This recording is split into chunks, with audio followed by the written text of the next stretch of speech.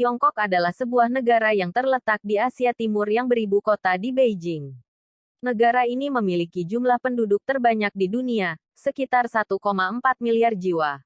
Mayoritas merupakan suku Han, dan luas daratan 9,59 juta kilometer persegi, menjadikannya negara ketiga terbesar di dunia. Mayoritas etnis Han menyusun hampir 93% populasi bagaimanapun merupakan mayoritas dalam hanya hampir setengah daerah Tiongkok. Penduduk bangsa Han sendiri heterogen, dan bisa dianggap sebagai kumpulan pelbagai etnik yang mengamalkan budaya dan bercakap bahasa yang sama. Negara ini didirikan pada tahun 1949 setelah berakhirnya Perang Saudara Tiongkok. Sejak saat itu dipimpin dengan sistem satu partai oleh sebuah partai tunggal, yaitu Partai Komunis Tiongkok (PKT).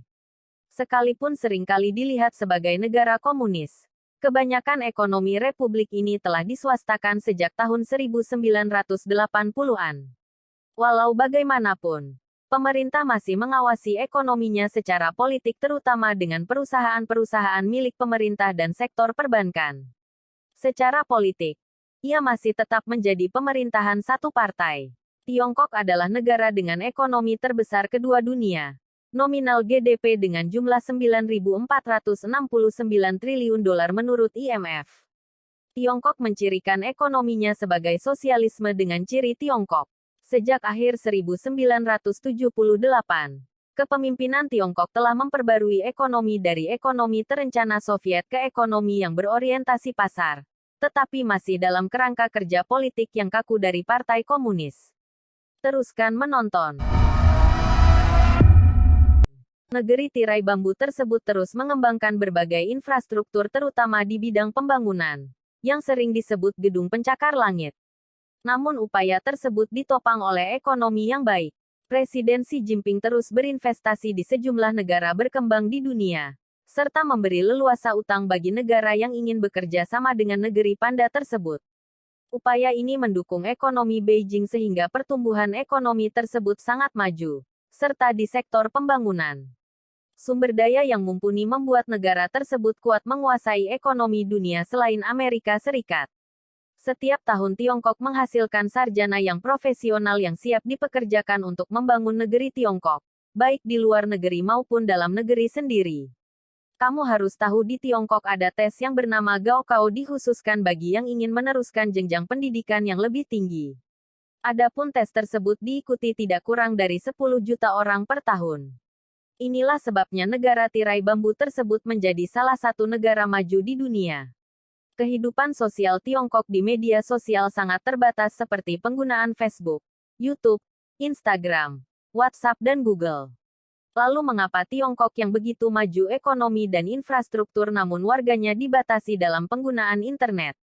Tentunya pemerintah setempat punya alasan mengapa membatasi internet di negara tersebut.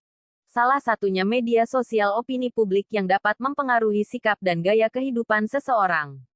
Oleh karenanya Tiongkok membiasakan masyarakat untuk saling berinteraksi sesamanya baik melalui aplikasi khusus internet misalnya WeChat, Baidu, Yougao, dan lainnya yang mana aplikasi tersebut di bawah kontrol pemerintah yang ketat. Untuk mempermudah kontrol kehidupan masyarakatnya menghindari opini-opini yang negatif, yang bisa mempengaruhi pola tingkah laku seseorang. Jadi jangan heran jika Anda pergi tur ke China. Medsos yang Anda gunakan saat ini seperti Facebook, YouTube, dan Google, tidak bisa digunakan di negara tirai bambu tersebut terkecuali Anda menggunakan VPN.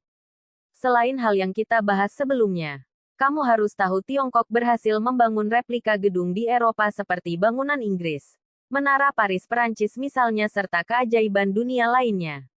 Mengapa China membangun replika gedung dan keajaiban tersebut? So pastinya pemerintah Tiongkok punya alasan bukan?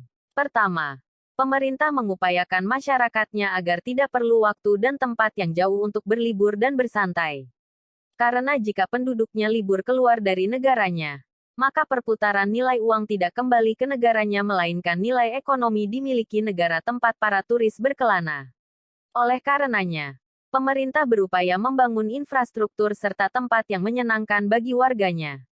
Agar mengefisiensi bagi warganya yang ingin mengetahui perkembangan serta sejarah dunia luar, tidak harus pergi jauh keluar dari negara. Sangat menarik bukan? Kesimpulannya adalah China merupakan negara maju yang jumlah populasi penduduknya terbesar di dunia. Selain populasi, ekonomi dan infrastruktur yang maju, China didukung oleh sumber daya yang siap bersaing di dunia global.